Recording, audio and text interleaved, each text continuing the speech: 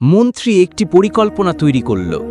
এটি এমন একটি ঘটনা যা শুনে যে কারুর হৃদয় কেঁপে উঠবে, চোখ ভরে আসবে এবং আত্মা কেঁপে উঠবে।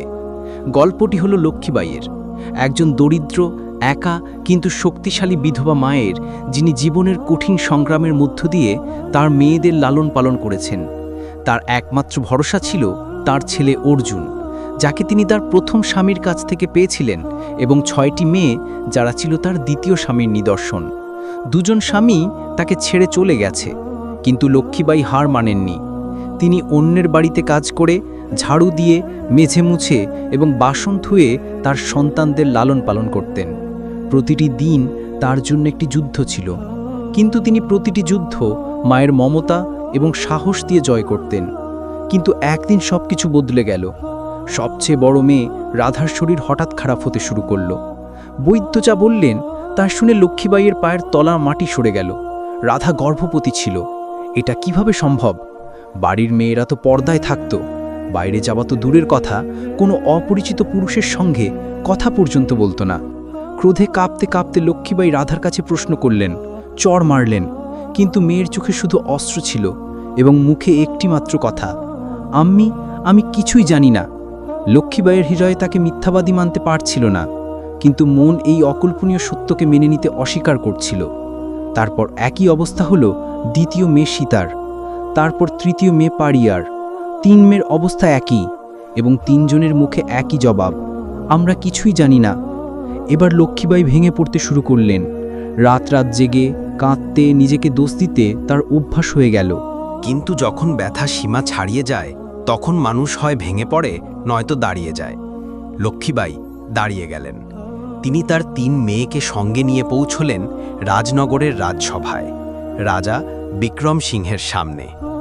রাজা লক্ষ্মীবাইয়ের অবস্থা দেখে তৎক্ষণাৎ তাকে ভিতরে রাখলেন। সেখানে তিনি শুনলেন সেই মায়ের কান্নায় ভেজা গল্প, যাতে প্রশ্নের চেয়ে বেশি ছিল ব্যথা। রাজা সাহেব, আমার মেয়েরা নির্দোষ, তাহলে তাদের সঙ্গে এমন কেন হলো? রাজার চোখে করুণা ছিল, কিন্তু মুখে ক্রোধের ছায়াও স্পষ্ট দেখা যাচ্ছিল। তিনি মন্ত্রীকে বললেন, এই দানবকে উন্মোচন করতে হবে, এখন আর সহ্য করা যাবে না।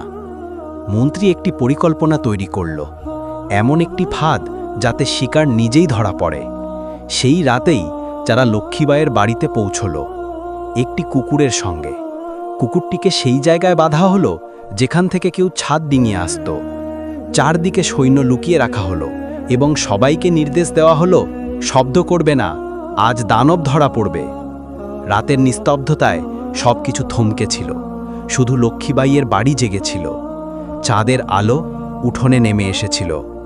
যখন ছাদে একটি ছায়া নড়ল, কেউ ধীরে ধীরে নেমে উঠোনে পা রাখল, এবং ঠিক সেই মুহূর্তেই কুকুরটি ঘেউ ঘেউ করে উঠল।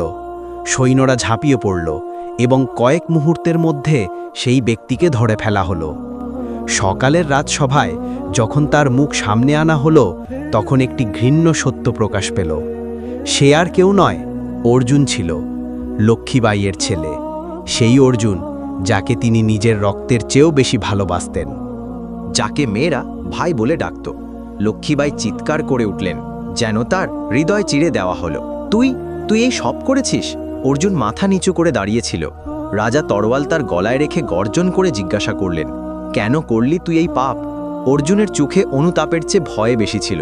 কাঁপা কণ্ঠে সে স্বীকার করল, রাজা সাহেব, যখন বোনেরা যুবতী হল, তখন আমার নিয়ত বদলে গেল। ভিতরে ভিতরে ঈর্ষা এবং কামনা আমাকে ঘিরে ফেলল।